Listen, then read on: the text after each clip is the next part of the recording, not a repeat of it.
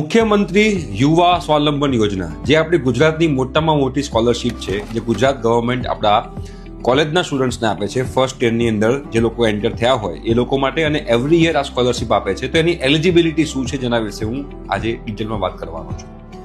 આપણે બેટા MYSYનો આખો એક પ્લેલિસ્ટ બનાવ્યું છે. એ પ્લેલિસ્ટની લિંક મારા ઇન્સ્ટાગ્રામ એકાઉન્ટના બાયોમાં અવેલેબલ છે. ત્યાં આગળ સ્ટેપ બાય સ્ટેપ MYSYની બધી A to Z information available છે. કેવી રીતે એપ્લાય કરવું, શું કરવું, બધું એમાં તમને મળી જશે. તો એ પ્લેલિસ્ટ તમે ખાસ જોઈ લેજો. આજે બેટા હું એલિજિબિલિટીની વાત કરવાનો છું. તમે લોકો બેટા ડિપ્લોમાની અંદર એડમિશન લીધું હોય, 10th પછી ડિપ્લોમામાં, તમારે 10thમાં તમારા 80% હોવા જોઈએ.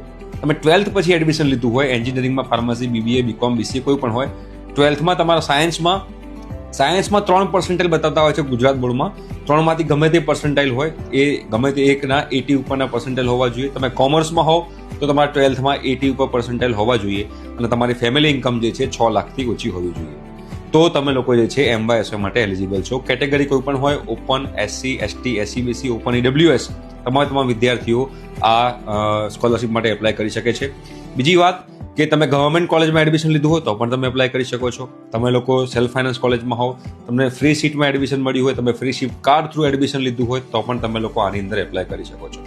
તમે મેનેજમેન્ટ કોટામાં એડમિશન લીધું હોય, તમે JEE મેન્સ થ્રુ એડમિશન લીધું હોય, કે તમે ગુજકેટ, તમે ACPC થ્રુ એડમિશન લીધું હોય તો પણ તમે લોકો આ MYSYમાં એપ્લાય કરી શકો છો. રાઈટ. આ જે એલિજિબિલિટી મેં તમને કીધી છે એ 80% વાળી એલિજિબિલિટી MBBS માટે નથી. MBBS માટે માત્ર અને માત્ર ફેમિલીનો ઇન્કમ ક્રાઇટેરિયા 6 લાખથી ઓછો હોવો જોઈએ.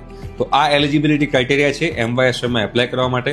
આખું ડિટેલમાં બધું સમજવું હોય તો મારા ઇન્સ્ટાગ્રામ બાયોમાં આખી પ્લેલિસ્ટની લિંક છે, ત્યાં જઈ તમે લોકો જોઈ શકો છો. ઠીક છે? Thank you.